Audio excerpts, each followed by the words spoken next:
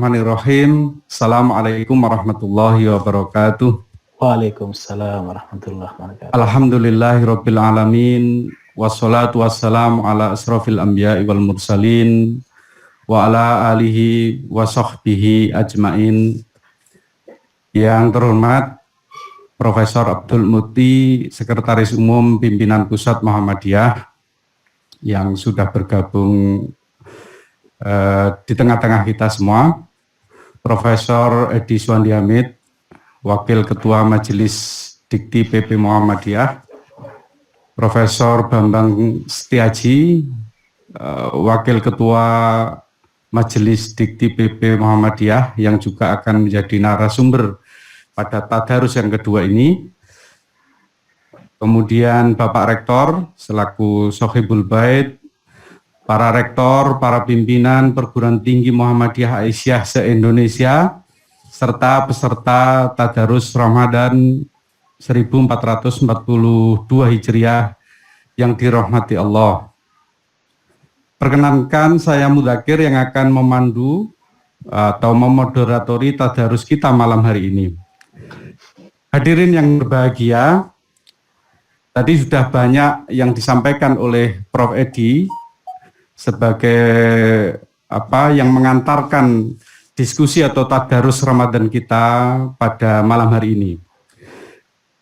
Di sisi lain, kita tahu bahwa banyak pihak yang menilai bahwa orientasi pendidikan kita memang mengalami penyimpangan arah. Ya. Jadi paradigma pendidikan sudah bergeser, mengarah pada atau lebih cenderung pada paradigma sekulerisme, kemudian kapitalisme, dan lain-lain. Yang itu menyimpang dari tujuan pendidikan sebagaimana disebutkan dalam Undang-Undang Pendidikan kita. Nah, di sisi lain juga ada yang menyoroti bahwa tingginya anggaran 20% dari APBN itu masih kita nilai atau banyak pihak menilai belum efektif. Hal ini dibuktikan dengan bahwa kualitas sumber daya manusia kita atau peserta didik kita memang masih jauh dari harapan. Beberapa riset di luar negeri ketika mata pelajaran yaitu matematika, sains, dan literasi ternyata menempati ranking yang sangat rendah. Dari 70 negara kita masuk di posisi 62. Kemudian kemampuan literasi atau membaca itu di peringkat nomor 60 dari 61. Sementara pendidikan survei atau kajian di Indonesia menyebutkan bahwa rata-rata atau kemampuan peserta didik kita tingkat SD itu hanya yang mempunyai tingkat kemampuan baik hanya 10% dari 3 mata kuliah ini. Inilah fakta bahwa memang tujuan pendidikan kita atau sistem pendidikan kita ada masalah. Bapak Ibu sekalian yang berbahagia, ada tinjauan lain juga yang menyebutkan bahwa salah satu pendorong yang sangat penting atau faktor yang sangat penting untuk sistem pendidikan itu adalah adanya perubahan faktor kekuasaan. Akhir-akhir ini kita sesungguhnya dikagetkan dengan sesungguhnya ada harapan tentang reshuffle pendidikan nasional kita, ya sebagai menteri, ya, dan narasumber kita pada hari ini sangat layak sesungguhnya menjadi kandidat menteri pendidikan nasional kita. Tinggal waktu itu insya Allah. Oh ya, amin.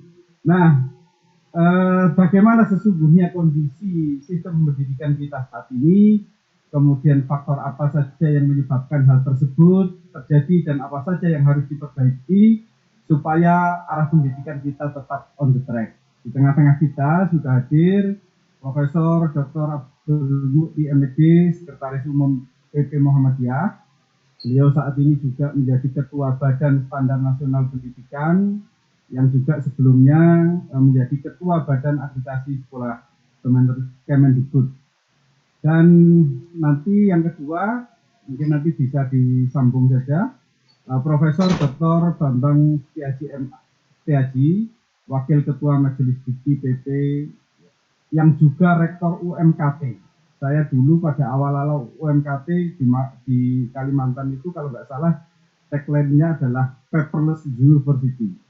Dan saat ini peningkatannya luar biasa. Ya, jadi Bapak Ibu sekalian, peserta Tadarus Ramadan, kita akan menyimak paparan dari dua tokoh kita. Jangan lewatkan paparan beliau. Nanti kalau ada pertanyaan bisa raise hand atau melalui room chat. Kemudian masing-masing pemateri ada waktu 30 sampai 45 menit mungkin ya. Kemudian nanti kita lanjutkan dengan diskusi. Saya kira itu untuk yang pertama. Dengan hormat kami persilakan Prof. Abdul Mukti untuk menyampaikan paparannya. Monggo Prof.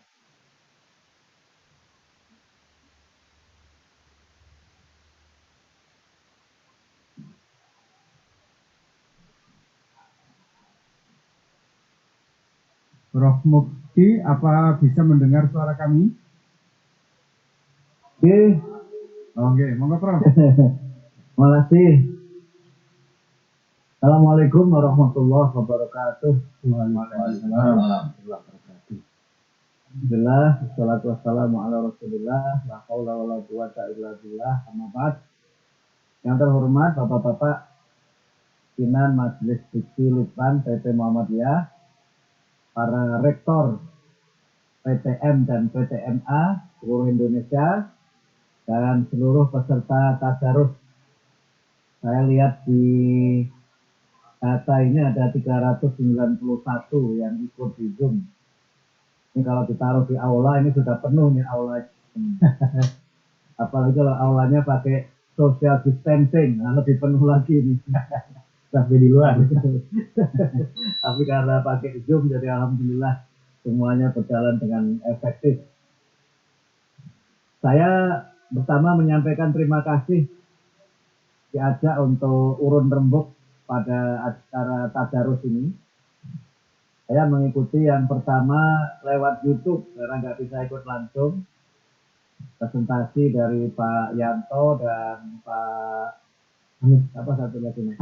Amis Al-Humami. Ya, Mas Amis Al-Humami yang penuh dengan kata dan paparan dengan PowerPoint yang meyakinkan. Nah, saya mohon maaf ini data hanya bawa diri. Tidak ada PowerPoint karena saya sadar saya tidak punya power dan tidak punya poin. Jadi mohon maaf saya akan bawa diri aja. Tapi nyambung yang disampaikan oleh Pak Edi Suwandi tadi, juga Pak Mudakir, bahwa kalau kita berbicara mengenai pendidikan masa depan dan arah pembaruan yang kita lakukan, memang kalau kita ikut teori, terlalu banyak teori yang akan dibahas.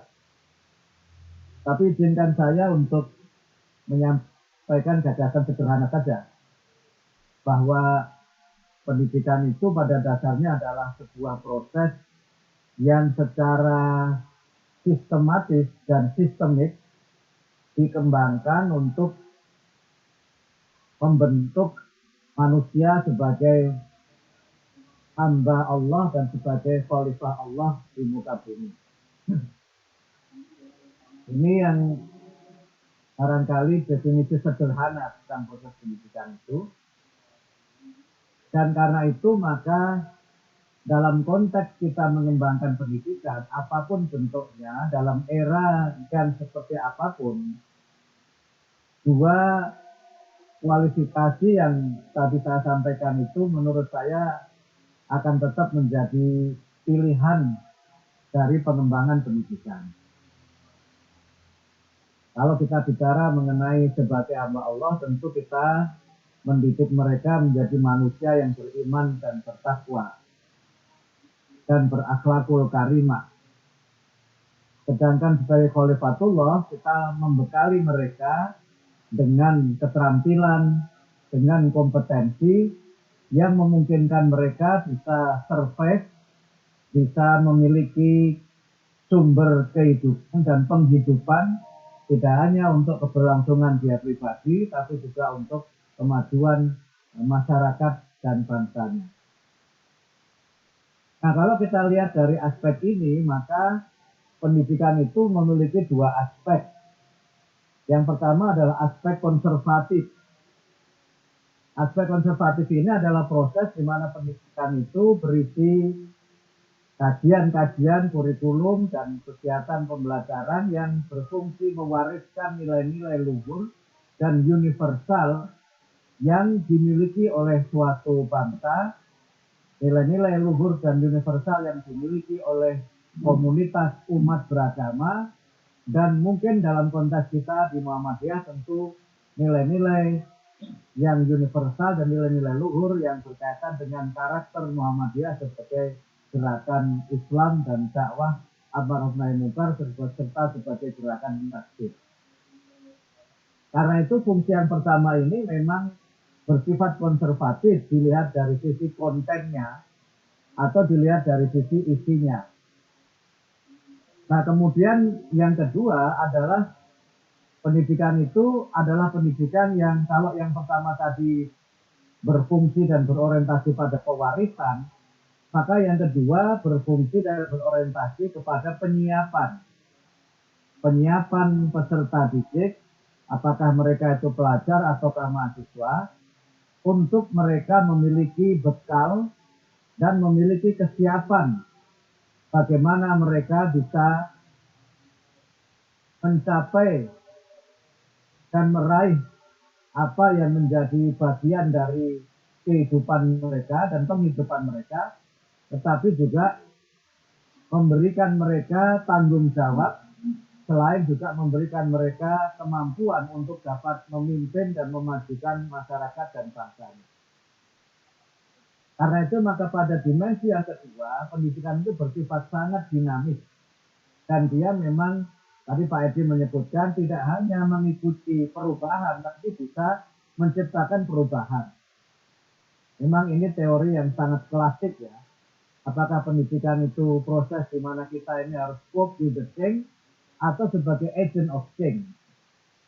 Kalau kita kaitkan dengan bagaimana pendidikan itu berkait dengan dunia kerja misalnya, apakah dunia pendidikan itu driven by workforce gitu, apakah pendidikan itu ditentukan oleh dunia kerja, ataukah driving workforce gitu.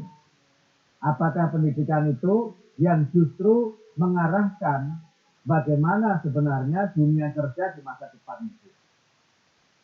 Saya kira semua teori bisa kita kemukakan untuk membahas pilihan-pilihan ini.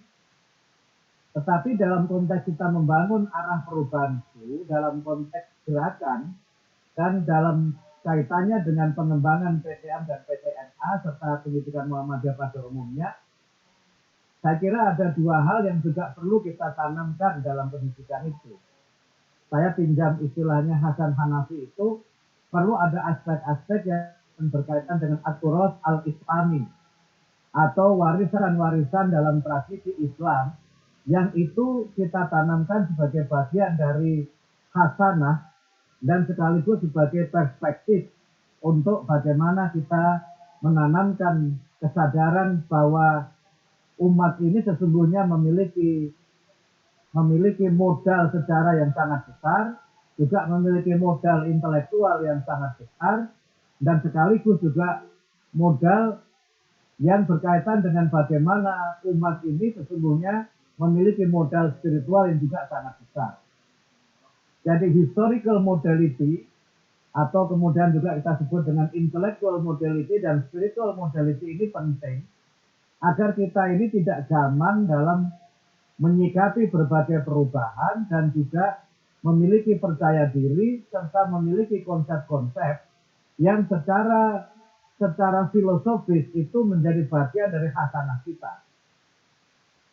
salah satu kelemahan dari dunia pendidikan yang sekarang ini terjadi, termasuk dalam konteks pendidikan nasional itu adalah 3 aspek itu seakan-akan diabaikan.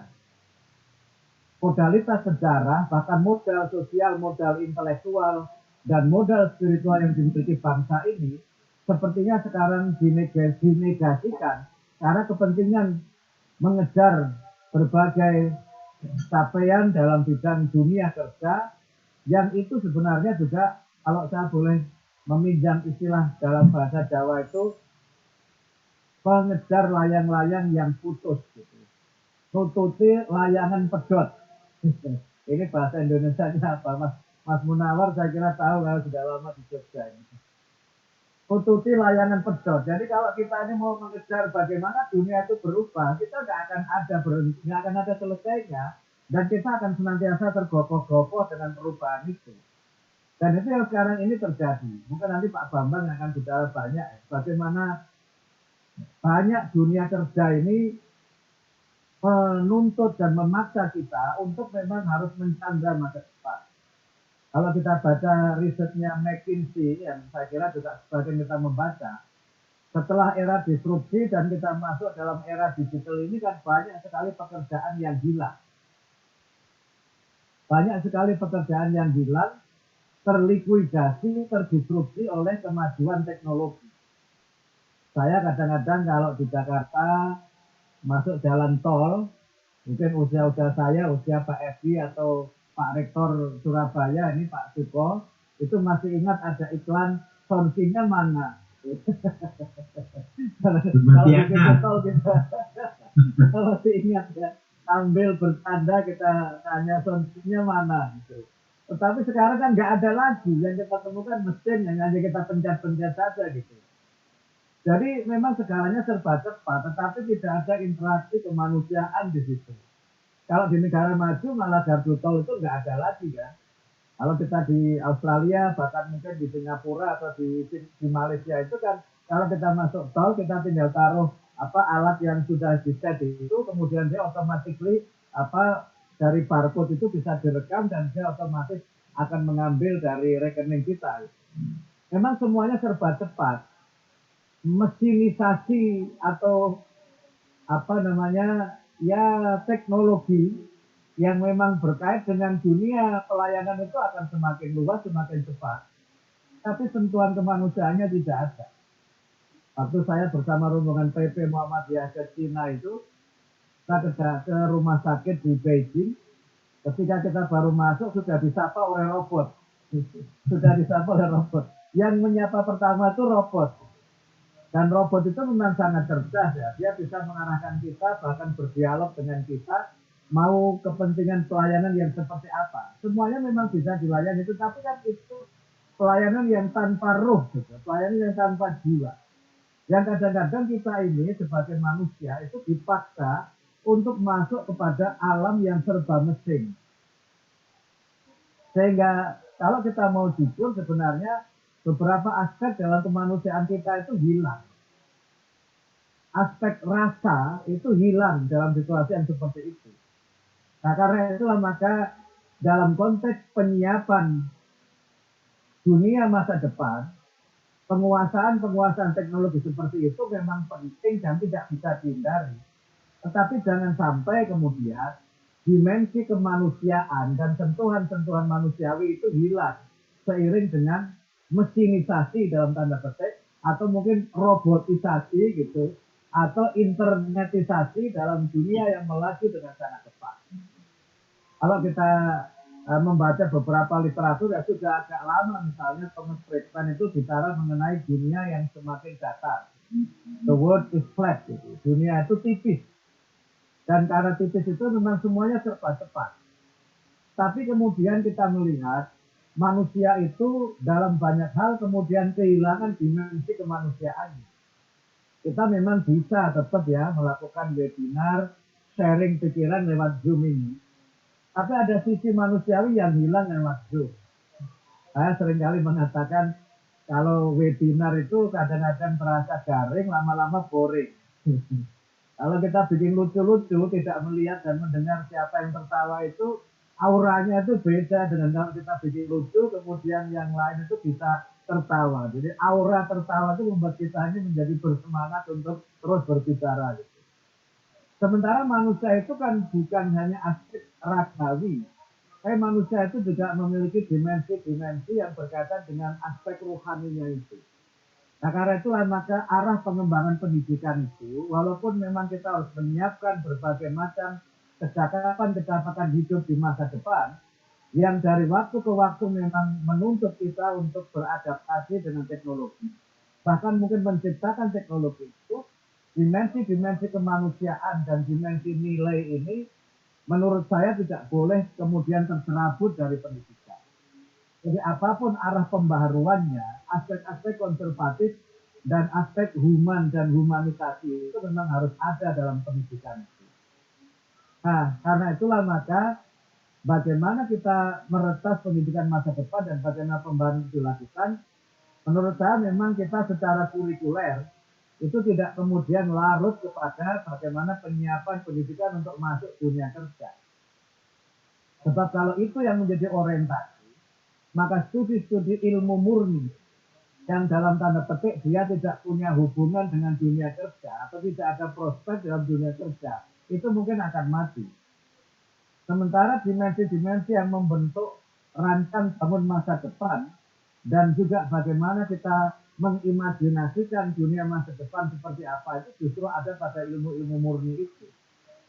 Ya mohon maaf misalnya kalau kita melakukan introspeksi diri di Muhammadiyah, dalam pengamatan saya yang awam mungkin nanti bisa dibantu oleh majelis fikih atau dikoreksi oleh majelis fikih. Kita ini kan sebagian besar prodi-prodi yang kita buka itu kan prodi yang driven by market, yang ditentukan oleh pasar.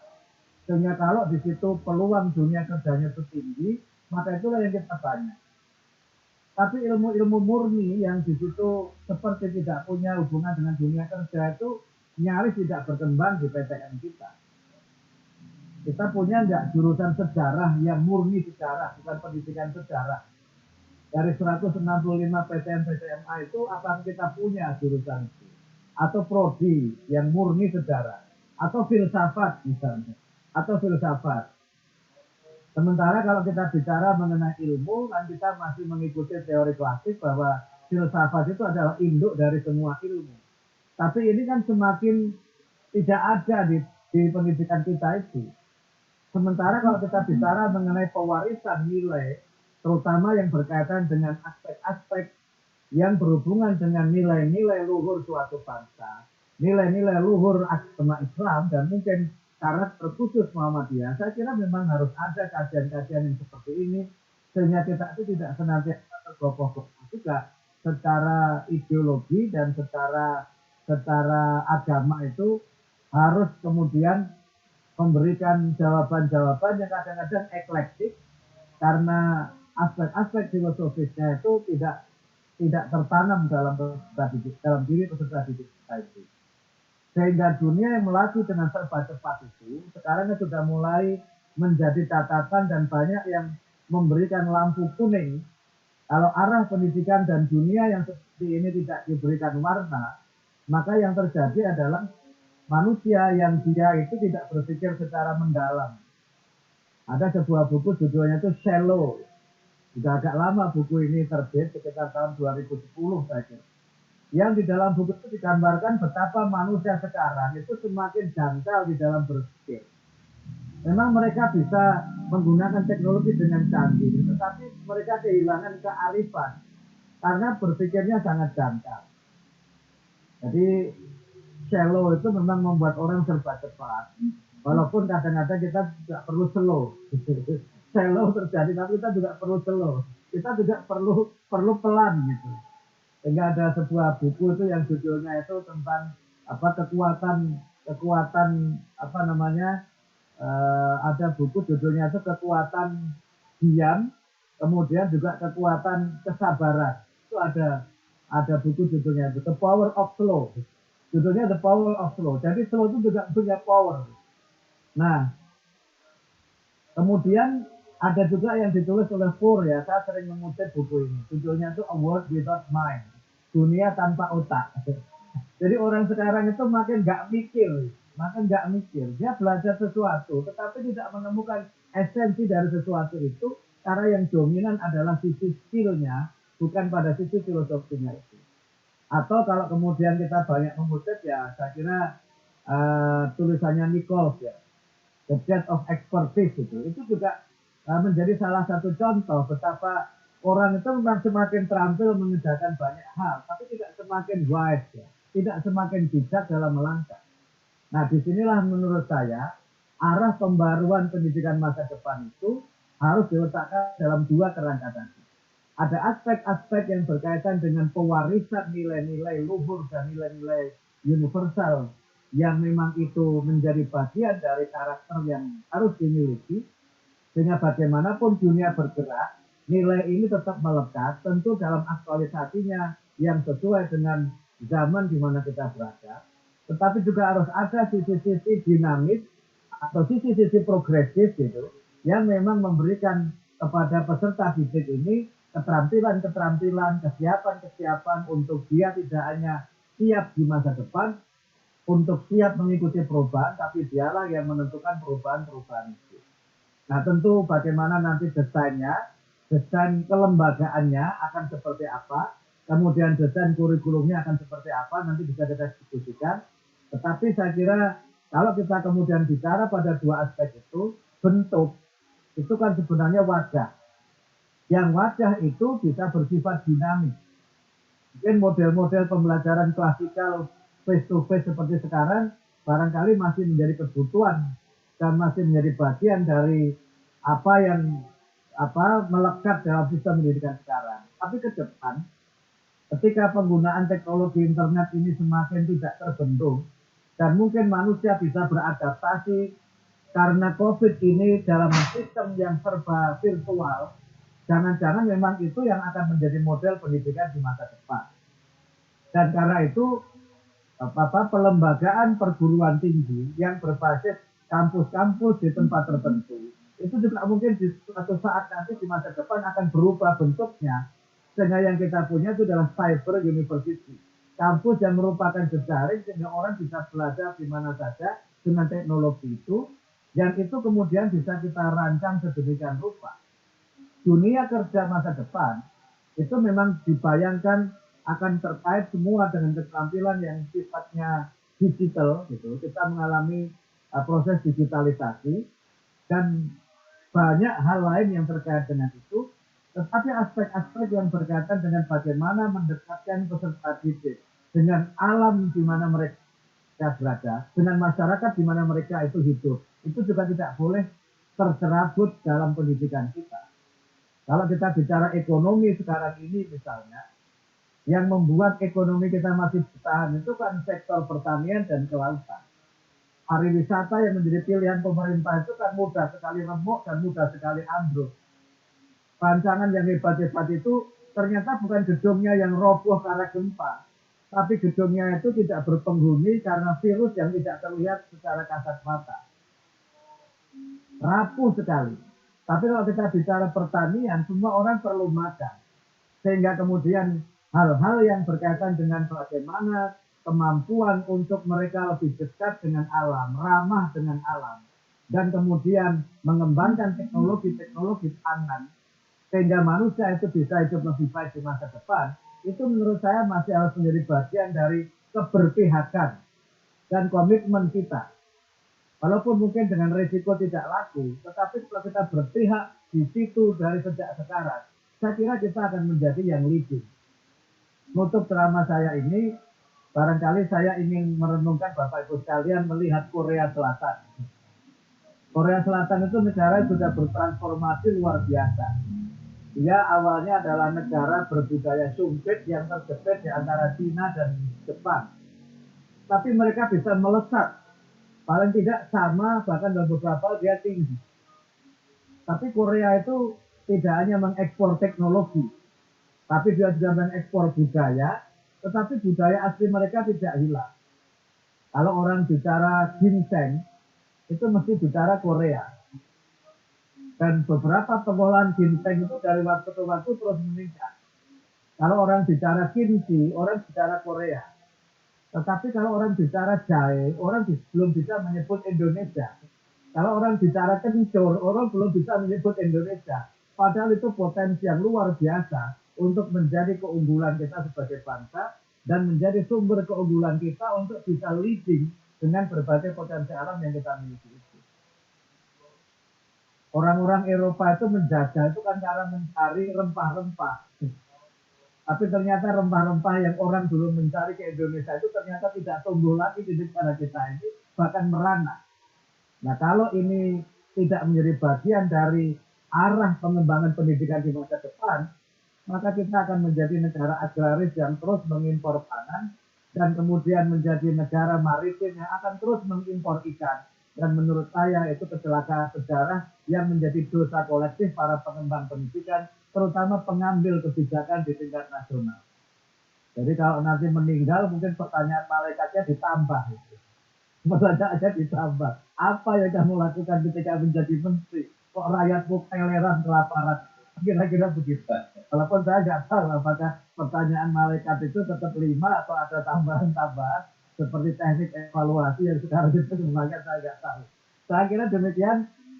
Pak Mudzakkir, terima kasih. Mohon maaf kalau ngalur ngidul ngoyoworo, dan ini bagian dari upaya saya untuk kita bisa brainstorming lagi pada diskusi tadarus kita pada malam hari ini. Terima kasih. Sementara saya akhiri, nasrul minallah, wafathun qarib, wabashiril mu'minin. Wassalamualaikum warahmatullahi wabarakatuh. Waalaikumsalam warahmatullahi wabarakatuh. Sangat menarik, mencerahkan kita semua. Kalau kita lihat paparan Prof. Mukti tadi, tentu kita yang di PTMA ini harus terus percaya diri, penguatan AIK, Al-Islam Kemuhammadiyaan. Jadi tidak boleh larut pada paradigma, semata-mata pada paradigma penyiapan atau era yang akan datang ya. Jadi tetap harus nilai-nilai luhur, nilai-nilai spiritual harus tetap kita tanamkan. Baik, matur nuwun Prof. Mukti. Nah, nanti mungkin bisa kita eksplor pada saat sesi diskusi. Selanjutnya kami persilahkan yang terhormat Profesor Dr. Bambang Setiaji. Saya kira memang tidak perlu saya kenalkan karena saya yakin semua peserta yang di sini sudah sangat mengenal beliau, prestasi-prestasi beliau di dunia pendidikan, dan saat ini UMKT terserang menjadi perguruan tinggi Muhammadiyah baru, tapi juga perkembangannya sangat pesat. Monggo Prof. Bambang, kami persilahkan Prof. Bambang. Terima kasih, Pak Mudzakkir. Assalamualaikum warahmatullahi wabarakatuh. Alhamdulillah, salatu wassalamu ala rasulillah wa ala alihi wa sahbihi. Yang kami hormati para Profesor Asumsi, Sekretaris Umum PT Muhammadiyah, Prof. Edi, Prof. Nawar, tuan rumah, Prof. Suka, Pak Ketua Suka, dan Bapak Ibu semuanya. Ini tadi kebalik, mestinya saya dulu gongnya Pak Mukti. Saya tadi itu nggak nyala mic-nya. Ini urut abjad Pak Bambang. Jadi saya tadi sudah pencet-pencet dulu, saya dulu. Ya. Tapi nggak apa-apa. Ini seperti disertasi landasan teorinya Pak Mukti, saya itu data empirik. Ada PowerPoint bisa ditayangkan ya? bisa Prof, bisa. Langsung share screen aja. Saya nggak bisa, saya pakai Samsung nanti bingung. Oh, nanti Mas Arif error. Dikirim ke Mas Arif aja. Sudah, yang memperbaiki Pak Munawar. Ini sudah dikirim ke Mas Arif. Mas Arif bisa gitu ya?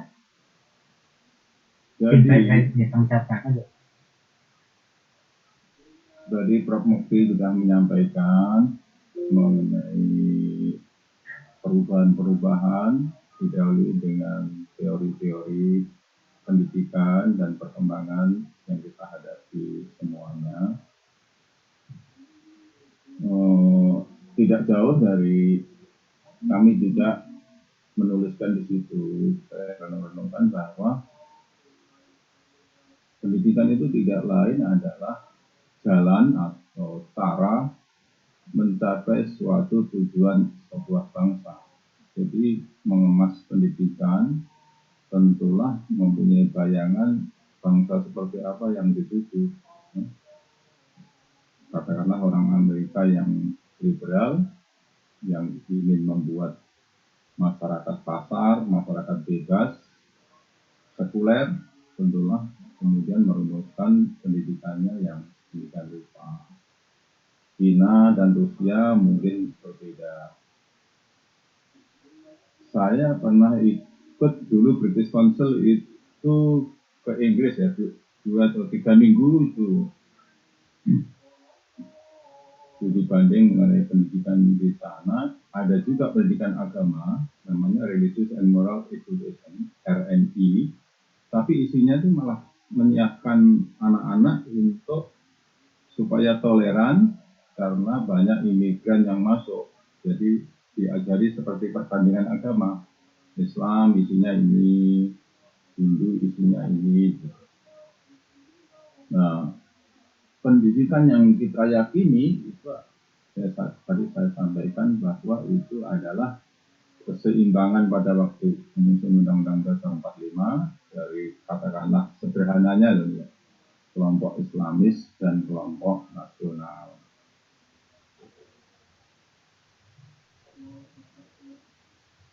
Nah, ini juga dalam rangka masyarakat seperti apa yang kita cita-citakan yang dalam Dasar 45 itu.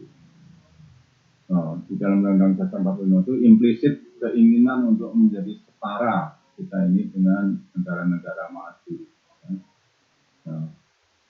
Dan kita ingin menggabungkan kebaikan-kebaikan, misalnya kemerdekaan berpendapat, demokratisasi, tetapi alhamdulillah itu ada agama di situ, ada ketuhanan yang Maha Esa yang sangat kuat di dalam Pancasila. Lanjut, masih pendidikan yang kita yakini ya.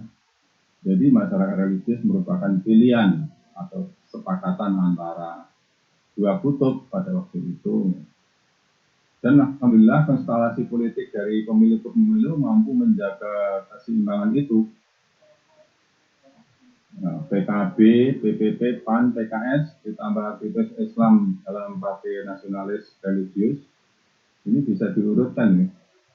Mungkin Demokrat ya, setelah PKS, PKS paling kiri mungkin ya, PKS paling kanan ya, kemudian PPP, PAN, PKB, setelah itu mungkin Demokrat, sebelah kirinya lagi mungkin Gerindra, Golkar dulu, Golkar sebelum Demokrat ya, Golkar, Demokrat, Gerindra, sebelah kirinya lagi PDIP, ya.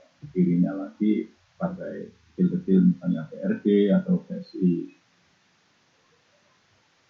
Jadi konstelasi politiknya perlu dijaga karena adanya agama dalam kurikulum kita ya banyak yang nggak suka juga, ya kan?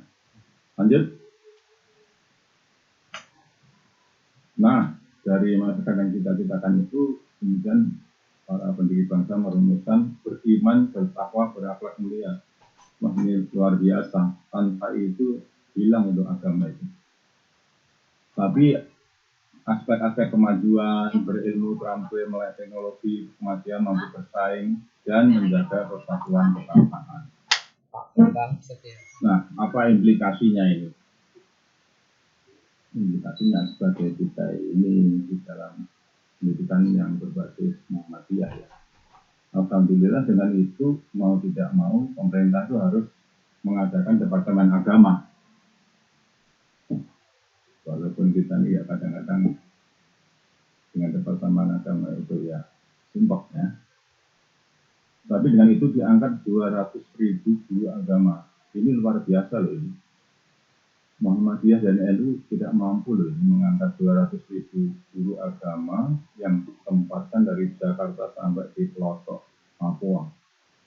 Pak Rektor UM itu yang di Jayapura dulu, ya, itu di Benung membawa SK guru agama itu dari Jayapura jalan kaki 3 hari 3 malam ke desa yang dituju itu. Betapa hebatnya kekuatan SK itu ya.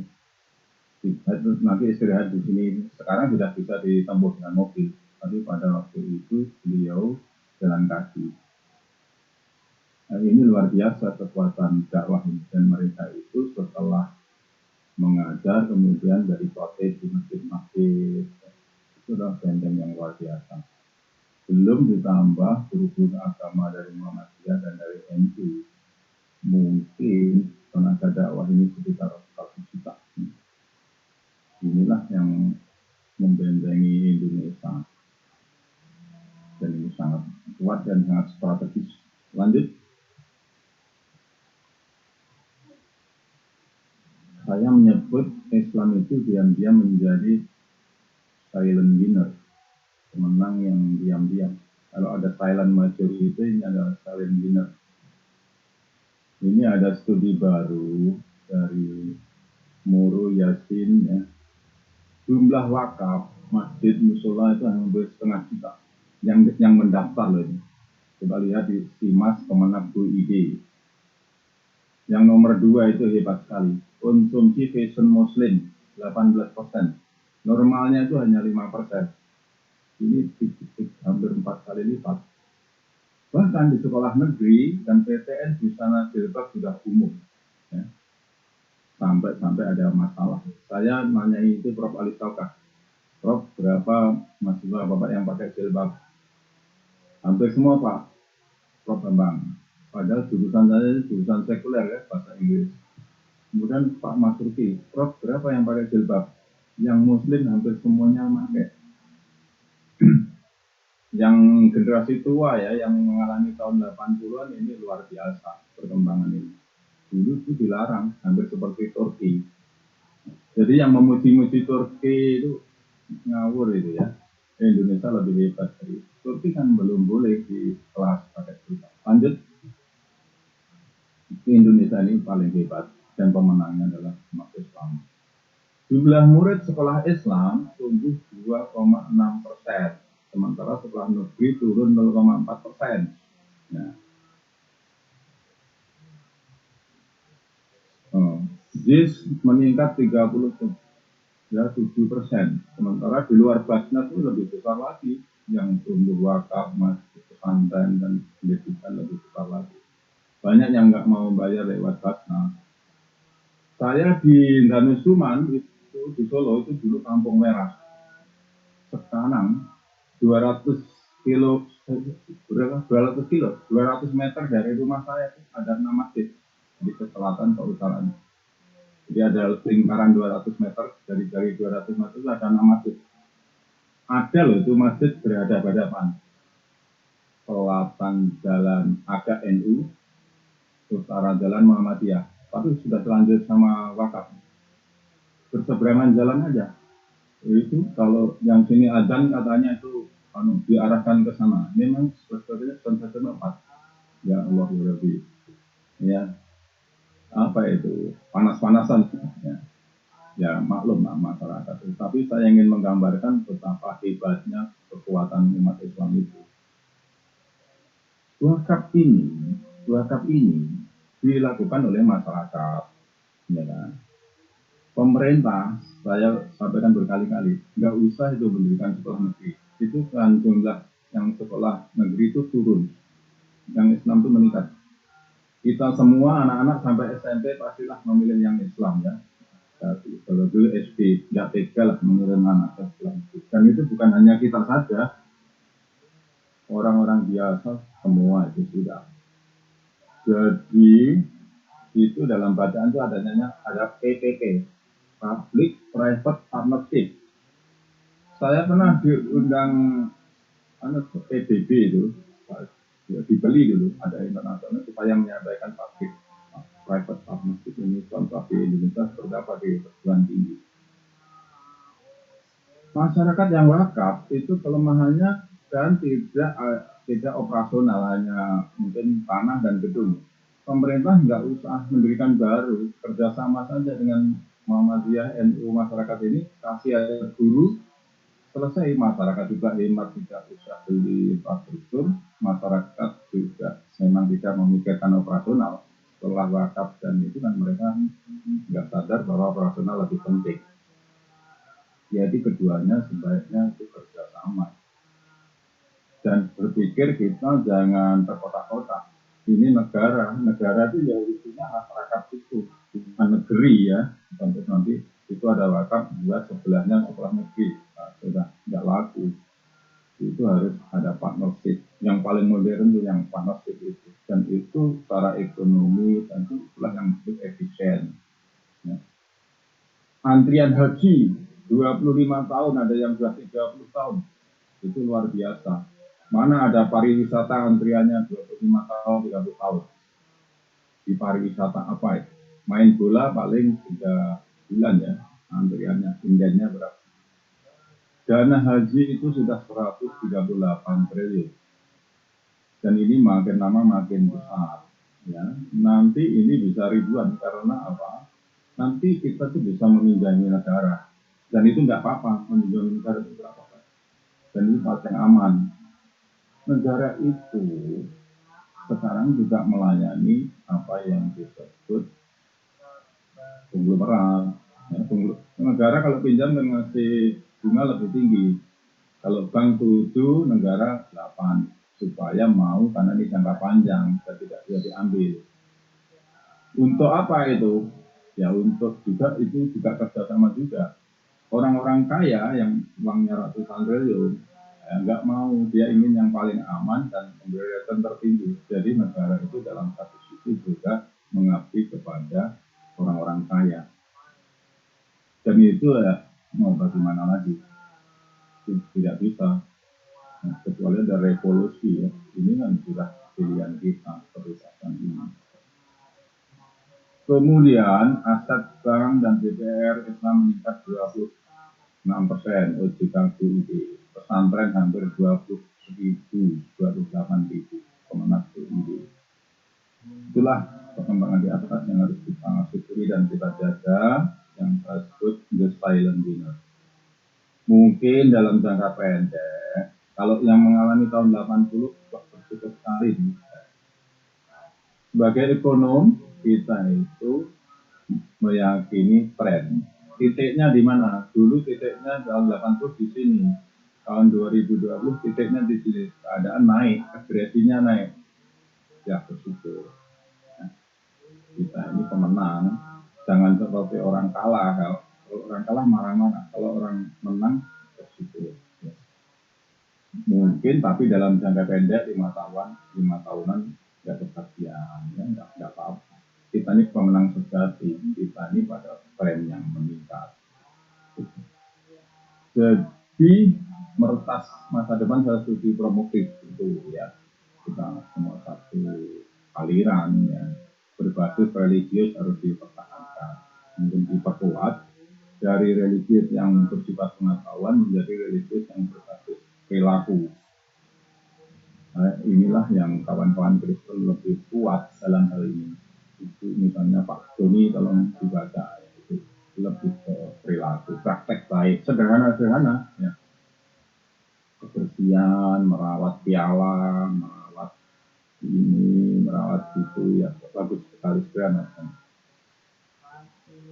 Memang orang Kristen dalam hal ini itu lebih baik ya dalam perilaku itu. Kadang-kadang itu kalau makan apa itu lebih Islami ya. Makanya kita harus introspeksi kita. Juga pendidikan harus menjawab bebek motor kemajuan. Tadi Prof. sudah menyampaikan. Dan ke depan ini yang dilihat itu kompetensi ya, dimulai dari Google yang tidak melihat ijazah, tapi kamu bisa nggak punya keahlian programmer nggak? Oleh sebab itu IAIN, ya, Institut Agama Islam Muhammadiyah yang banyak mundur, ini saya sampaikan berkali-kali di mana-mana. Nggak usah dibuat mata kuliah sekolah umum, nggak usah. Lebih-lebih kampus Merdeka. Beri aja kurikulumnya 30% IT, mungkin 30% pertanian. Yang penting kompeten aja. Ijazah nanti nggak dilihat. Ya, tapi kalau mau melamar apa bang gitu ya, S1-nya ada, udah silakan tes. Hebat nggak kalau ada lulusan tarbiyah kita dari IT bank? Oh, malah lebih hebat daripada orang IT betulan. Dan itu bisa dilakukan tekun aja. Nah, bahasa programmer itu ada 7 ya, dari bahasa C, bahasa mesin, JavaScript, ada Python, ada PHP. Pilih salah satu kalau ya, pilih salah satu, tekuni betul. Nanti jadi pembicaraan hebat banyak. Mas, coba lulusan Tarbiyah Muhammadiyah bisa IT. Nanti di kecamatan-kecamatan itu, wah, setelah khotbah nanti ke kecamatan memperbaiki komputer, nanti akan sangat respect dihormati. Bukan Google pun mau kalau bisa berbahasa itu kan salah satu yang kompetensi aja nggak dilihat itu ijazahnya dari mana. Saya ada bekas mahasiswa sebuah sekolah kecil saya kenal itu, anak buahnya itu dari UI, dari UGM, ya pesantren itu. Roh, anak buah saya ini dari UI, dari UGM. Memang karena itu kompetensi yang dilihat. Oke, untuk menuju kepada kemajuan, S3 perlu diperbanyak. Kalau boleh kita katakan S1 itu memenangkan pasar tenaga kerja, S2 itu perantara, S3 itu berkontribusi kepada ilmu pengetahuan, kepada kemajuan, kepada riset. Nah, itulah sebabnya saya menginisiasi salah satu menjalankan perlu membuka program S3 sebanyak-banyaknya. Dan kemudian di Malaysia itu kok memungkinkan, regulasinya memungkinkan hanya membuka S3. Sebenarnya ditawari S2 dan S1, S2, S1 kita sudah banyak, sudah banyak, tapi S3 memungkinkan. Dan itu memungkinkan dari 150 profesor kita itu kumpul di Malaysia. Kalau berdiri sendiri-sendiri kan nggak bisa, dan sudah diikat oleh kita masing-masing. Saya aja ke Kalimantan tuh minta izin UMS nggak bisa, nggak dibolehkan itu. UMS Pasilan Bonyeli, karena itu diperlukan. Jadi satu-satunya jalan yang memungkinkan kumpul di Malaysia dengan IT, dengan Zoom ini nggak ketemu kan sudah orang-orang dewasa. Nanti nggak usah ketemu, sudah pakai Zoom ini dari Papua, dari ketemu orang pembimbingnya Surabaya, satunya Malaysia. Perpustakaannya juga ada di Malaysia, diakses dari Papua. Kita tak ada batas. Ya, itu memungkinkan secara regulasi dan itu legal, bukan jauh. Dan memang kita orang-orang dewasa. Tanpa sadar kita ini bukan sudah nggak ada dikit, orang sudah di jurnal dulu Australia tadi jurnal berkilo-kilo, baju saya buang bukan bawa jurnal. Nah, sekarang sudah ada dalam genggaman semua. Saya UMKT pakai cash management dulu di Kopin. Itu setiap rupiah saya tahu dari hasil saya. Nah, cash management kita. Cuma apa itu PP belum itu belum berhasil ya. Tapi UMKT, UMS sudah itu dalam genggaman betul itu. Nah, selanjutnya SMK dan vokasi hendaknya menjadi sentra pengembangan UMKM dengan niat memperkecil UMKM yang masih manual, banyak memerlukan mesin-mesin ringan. Di samping pertanian tadi memang wajib ya. Semaju apapun bangsa harus pertanian. Kalau India atau Vietnam nggak mau ngasih beras, ngasihlah kita semua. Dulu yang disebut tanam paksa itu tanah untuk komoditas itu 10-20%, 80% masih pertanian, masih bebas. Sekarang ini tanah untuk komoditas, sawit, rubber, kemudian palm itu sudah 80%, pertaniannya kurang dari 20%. Itu lebih parah daripada zaman kolonial yang kita sebut tanam paksa. Sekarang tanam apa itu? Kalau dulu aja kita sebut seperti itu. Maka dari itu perlu ada pembicaraan para tokoh-tokoh bangsa dengan pemerintah. Basisnya jangan uang, basisnya harus SDM. Kasih itu lulusan-lulusan dari ITB, pertanian, bekerjasama dengan teknik mesin dari Muhammadiyah, dari mana? 20 orang kasih 200 hektar. Ini alat beratnya. Jangan BUMN banyak korupsi. Kalau disebut BUMN sudah mindset kita berubah. Ya. Bagi hasil saja, karena dalam agama kita yang berbagi hasil itu dulu aslinya mudharabah itu tanah-tanah Nabi, tanah sahabat dengan masyarakat. Tanah itu aslinya itu, kemudian diambil keperbankan sekarang. Dan di dalam budaya kita dulu ada bengkok, merapat, mertelu, ya tinggal kombinasinya tanah kas desa. Itu bisa dibutuhkan budaya-budayanya itu di pada tadi. Dulu ada butsi ya, sama tenaga kerja. Jadi para tokoh bangsa bertemu, jangan hanya kapital. Kalau kapital kalah kita ini, tersindir semua nanti. Sudah politiknya uang, izin berbasis uang, habis kita nanti habis kita nanti merana. Nah, ini harus tepat-tepat berbicara dengan pemerintah supaya basisnya itu SDM, keahlian. Nah, problem ekonomi kita juga yang dihadapi seperti Amerika pun ya teriak-teriak dengan masuknya Cina ya. Kehebatan Cina itu Bapak bisa lihat di alibaba.com. Itu ribuan mesin, ribuan terus segala macam merchandise ada di situ. Jadi kalau mau bersaing dengan Cina, swasta nggak bisa, karena mereka disubsidi. Yang bisa itu pemerintah, ya, mengadakan alur teaching factory. Muhammadiyah juga nggak bisa. Di Solo ada teaching factory yang hebat, namanya KMKL, ya, yang dipimpin oleh para Romo, gitu. Kurang lebih mesin-mesinnya tuh saya taksir 0,5 triliun lah, satu titik ini. Jadi kalau mau buat menyaingi Cina, buat teaching factory ini satu provinsi, satu atau dua, 20 titik dulu lah. 20 titik itu hanya 5 triliun kan? Ya kan? 10 triliun, nggak banyak itu. Kalau yang bisa negara itu, mesinnya dari pemerintah, tenaga kerja anak-anak sekolah, listriknya separuh harga karena sosial.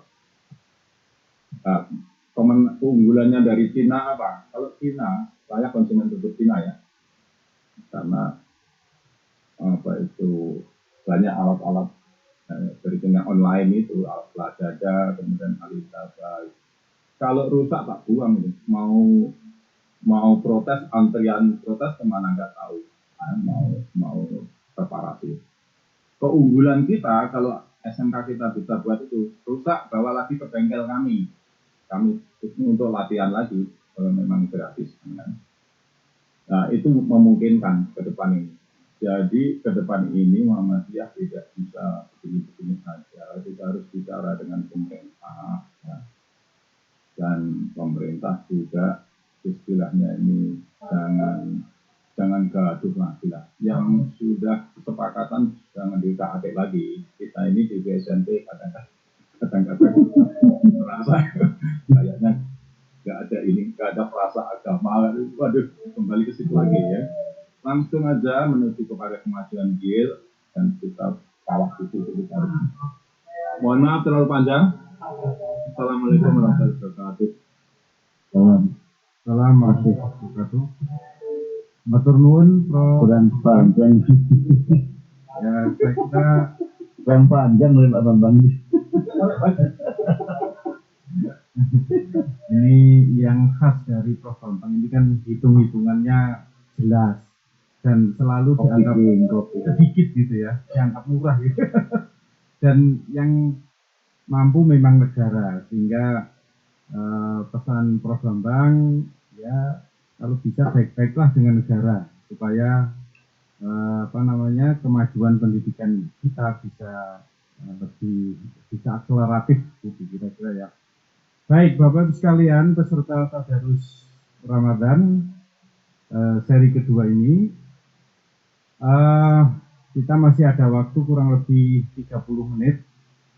Saya persilahkan Bapak Ibu yang akan berikan tanggapan atau pertanyaan-pertanyaan terkait dari paparan yang sudah disampaikan oleh dua narasumber kita tadi. Saya persilahkan, bisa ditunjukkan di sini. Saya nggak bisa lihat. Oke, monggo yang sudah raise hand, saya persilahkan. Bisa langsung ya Pak. Oke, monggo. Pak Ahmad Anas tadi kayaknya yang angkat tangan. Ya, Pak Ahmad Anas. Ya, setelah itu Bu Susina. Monggo Pak Ahmad Anas tadi yang sudah raise hand. Mas Lukman bisa saya. Monggo Pak Anas. Tuh, kayaknya kepencet aja tuh Pak Ahmad Anas. Oke, sambil menunggu Pak Ahmad Anas, monggo yang tadi sudah sempat bicara suaranya. Bu Sujinah ya, monggo. Oke, Pak, mohon maaf ini tidak tanpa video karena internet. Oke, terima kasih. Assalamualaikum warahmatullahi wabarakatuh. Waalaikumsalam warahmatullahi wabarakatuh. Terima kasih atas waktunya. Kalau saya langsung saja pada ada dua pertanyaan untuk Prof. Mufti. Yang pertama terkait dengan tadi teknik penilaian. Jadi ya pertanyaan saya begini Prof. Bagaimana kesiapan sekolah-sekolah Muhammadiyah dalam menghadapi AKM yang soal-soalnya juga cenderung soal PISA program for International Student Assessment, dan juga ada sesuai karakter dan sesuai lingkungan sekolah. Nah ini sepertinya sekolah Muhammadiyah ini galau gitu. Mohon nanti pencerahannya Prof mungkin.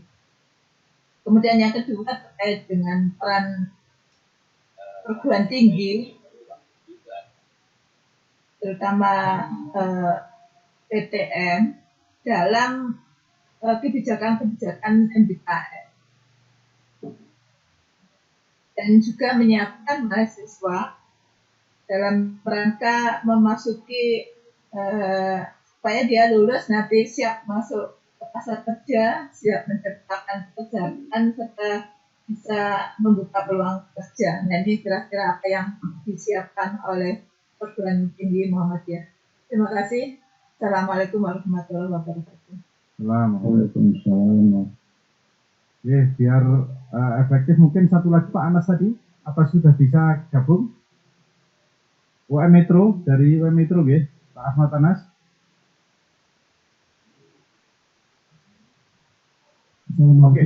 Oke, monggo dari UM Metro, saya persilakan.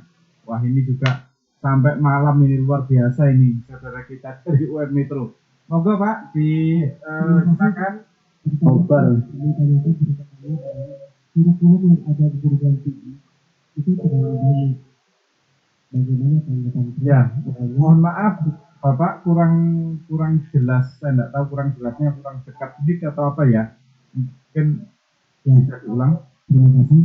Terutama kurikulum yang ada di perguruan tinggi khususnya di PTNA itu terlalu banyak. Bagaimana tanggapan Prof? Sehingga kurikulum yang ada itu sedikit tapi terfokus, sehingga nanti lapangan pekerjaan itu bisa diterima dan ijazah itu menjadi mendapatkan ijazah dan lapangan pekerjaan kebetulan itu adalah fokus skill yang dimiliki oleh mahasiswa.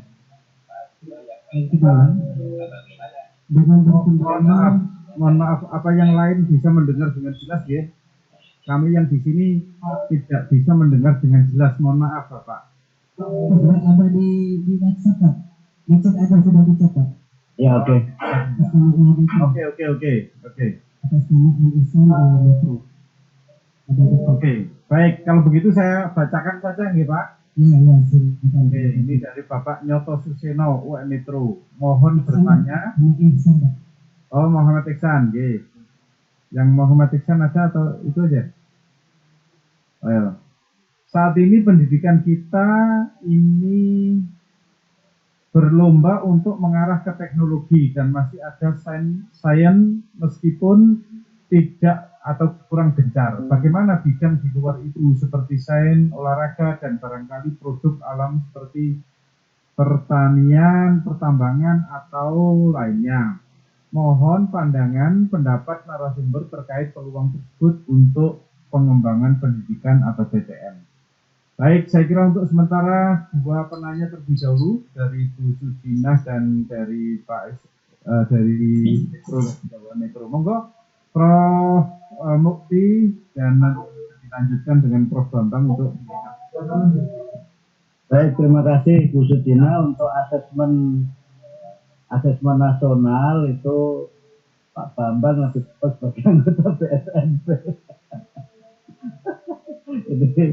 Ini asesmen nasional ini kalau dari awalnya AKI menjadi asesmen nasional itu menggambarkan kebingungan mereka yang bikin program. Saking bingungnya, kemudian programnya juga namanya ganti-ganti.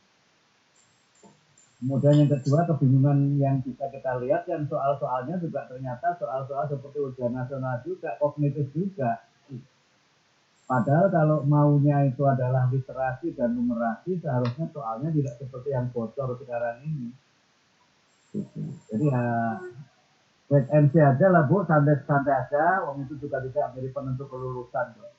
Jadi kalau menurut saya kalau nanti terpilih sekolahnya ya diikuti saja, kemudian nanti speknya kan di sampling itu, sampling ya yang bisa ikut, kalau nggak lulus malah bagus, karena siapa tahu dengan tidak lulus malah nanti dapat bantuan.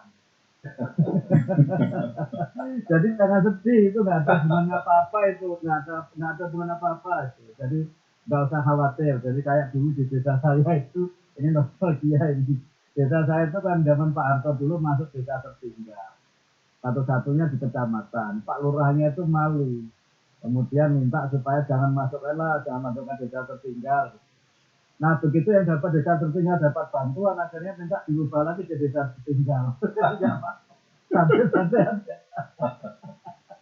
Santai-santai saja Bu, nggak apa-apa. Jadi tetap persiapkan alasan Muhammadiyahnya, pelajarannya, penanaman akhlak karimah, kemudian keterampilan teknologi sekarang dan masa depan. Itu yang menurut saya lebih penting. Nah kemudian yang kedua soal materi kurikulum terlalu banyak, ya saya setuju. Tapi jangan sampai kemudian mengurangi kurikulum itu mengurangi yang penting-penting gitu. Masa mengurangi kurikulum terus kemudian agama ditiadakan, itu jadinya tidak Indonesia, jadinya India itu, tidak Indonesia. Masa mengurangi kurikulum kemudian Pancasila ditiadakan, nanti jadinya Amerika kita itu. Jadi yang dikurangi itu, karena memang kalau saya lihat ada beberapa mata kuliah yang redundant. Jadi memang ada mata kuliah yang menurut saya bisa ditiadakan. Kemudian konten itu juga terlalu banyak subjek maternya. Saya kira kalau saya boleh promosi sedikit ya Pak kembali. BSNP kan sekarang sedang menyusun standar isi yang lebih concise. Ya. Karena kita pakai teori esensialisme dalam pengembangan kurikulum itu. Di mana yang kita ajarkan itu adalah materi-materi kunci yang nanti bisa dikembangkan. Kalau kita mengejar konten, sebanyak apapun yang kita berikan, tidak bisa mengejar perkembangan dunia ilmu pengetahuan. Sehingga kalau yang substantif itu yang kita ajarkan, kemudian keterampilan dasar itu yang kita berikan, maka ditambah dengan penanaman mental untuk mereka menjadi orang yang siap untuk maju, saya kira itu akan bisa menjadi bagian penting dari kita meraih keberhasilan. Sekarang ini kan orang di dunia kerja tidak lagi rigid pada disiplin dan latar belakang ijazah kan. Jadi Menteri Kesehatan itu kan kalau tidak salah teknik nuklir ITB ya kalau tidak salah. Yang sebelumnya dia menjadi direktur utama Bank Mandiri. Di kampus dia dari teknik nuklir, pekerjaannya sama sekali nggak ada hubungannya dengan nuklir gitu. Yang itu menurut saya apa? Dalam kita mempelajari suatu ilmu, logiknya itu yang harus diperkuat. Nah, mohon maaf selama ini banyak yang kita ajarkan itu minus logik. materi minus logik itu tidak akan membuat orang bisa mengembangkan ilmu dan tidak menemukan makna dari suatu ilmu. Nah, karena itu menurut saya logika itu tidak perlu menjadi mata kuliah sendiri. Tapi logika itu melekat pada semua mata kuliah. Nah, sekarang kan ada wacana ketika ada tuntutan higher order thinking skill, kemudian ada 3C competences for 21st century, 3 kemampuan C itu, critical thinking, communication, collaboration, dan creativity. Terus kemudian mau diberikan mata kuliah. Nggak bisa, itu jangan diberikan mata kuliah. Karena itu skill. Sehingga yang dilakukan adalah bagaimana format kurikulum dan pembelajaran itu mendorong critical thinking. Jadi yang diajarkan itu adalah critical thinking terapannya, bukan mata pelajarannya. Nah, problem kita sekarang, mata kuliah menjadi terlalu banyak itu karena semuanya diberikan dalam bentuk materi. Nah, ini yang memang perlu kita lakukan kajian. Dan menurut saya, Muhammadiyah harus berani melakukan itu. Gitu. Nah, kemudian yang kaitannya dengan teknologi, ya saya kira teknologi itu dinamis. Saya punya banyak contoh lah, tadi Pak Contoh menunjukkan lulusan tarbiyah mengoperasikan komputer atau usuluddin komputer itu. Ya yang kemarin dulu itu Pak, minornya itu komputer. Tapi tujuannya jurusan usuluddin itu kenapa komputer? Supaya laku. Kalau nggak komputer nggak laku. Apalagi ketika gelarnya SAG itu kan diledek di mana-mana. Usuluddin SAG kan sarjana agak gimana gitu. Malah kadang-kadang sarjana alam goib gitu. Tetapi karena mereka itu punya mentalitas bekerja. Jadi yang perlu kita bangun itu menurut saya adalah entrepreneurship mentality. Entrepreneurship mentality ini yang harus kita bangun. Soal nanti bagaimana bentuk entrepreneurship-nya itu kan berkembang. Banyak loh yang mereka sekarang sukses di dunia bisnis, bukan jurusan bisnis di fakultas-fakultas ekonomi. Bukan. Ya saya suka itu jurusan agama yang mungkin alumni pesantren yang nothing to do with business theory gitu. Tetapi karena mentalitas kemandirian, entrepreneurship itu yang dibangun, dan kemudian kreativitas untuk mencari celah apa yang bisa dia lakukan ketika harus melakukan sesuatu, maka itu menjadi kunci dia maju. Gitu. Pak Bapak tadi beberapa kali bicara Alibaba. Ya. Pemiliknya itu kan jurusan bahasa Inggris dia itu kan. Yang karena kemudian dia dilatih oleh kedutaan Amerika pelajaran bahasa Inggris kan dia jadi seorang tutor pelajaran bahasa Inggris. Tapi kan akhirnya dia sama sekali nggak bisa punya harapan masa depan dengan jadi tutor bahasa Inggris itu. Sehingga ketika dia akan melakukan perpisahan farewell dengan kawan-kawannya, justru di situ dia menemukan ide untuk kemudian berpindah jalur, bekerja di luar sektor yang sesuai dengan latar belakang ijazah keterampilannya, yang sekarang menjadi seorang miliarder dunia dengan berbagai capaian-capaiannya itu. Itu karena kemampuan dia melihat what is missing. Apa yang sebenarnya masih kosong yang belum terisi. And what can I do to fulfill this missing? Apa yang bisa saya lakukan untuk mengisi sesuatu yang kosong itu. Nah, mentalitas ini yang sesungguhnya ditanamkan dalam dunia pendidikan. Materi nggak usah banyak-banyak. Kemudian ujian juga nggak usah susah-susah. Dibikin gampang saja ujian itu. Tetapi pembentukan karakter itu yang memang harus ditekankan.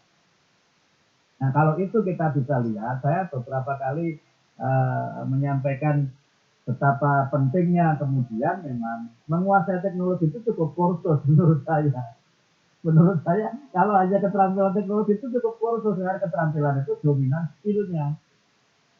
Tetapi menjadi orang yang merancang dan menemukan berbagai macam teknologi, itu adalah kombinasi antara kemampuan logika, logical thinking, kemudian yang kedua adalah mentalitas entrepreneur, kemudian yang ketiga itu adalah bagaimana dia bisa mensinergikan berbagai hal yang bisa dia lakukan untuk mengembangkan sesuatu. Saya kira kalau itu bisa kita berikan di perguruan tinggi saya itu, perguruan tinggi itu akan menjadi dominasi kalau mata kuliahnya tidak banyak-banyak itu.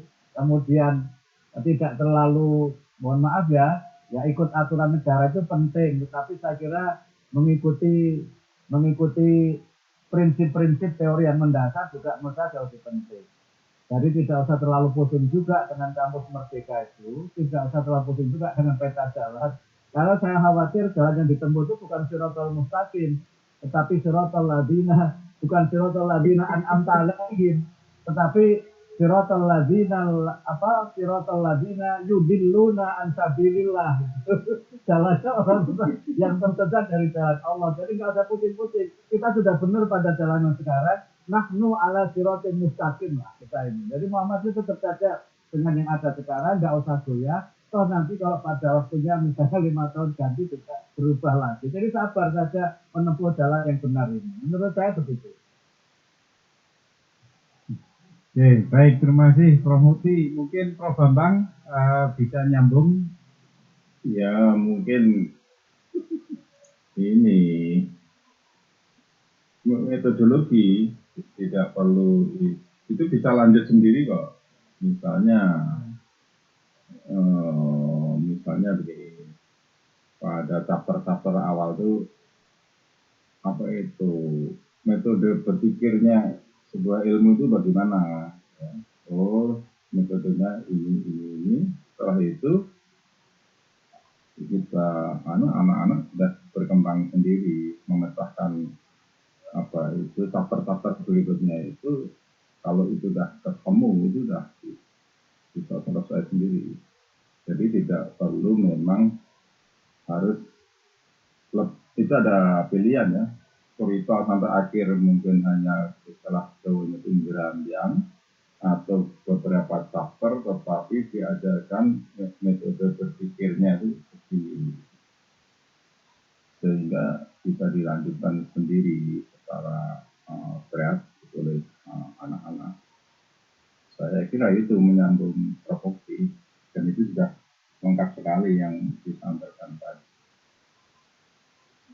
Saya setuju itu Muhammadiyah ini sudah benar, dan ini harus juga menjaga terutama agama ini jangan hilang.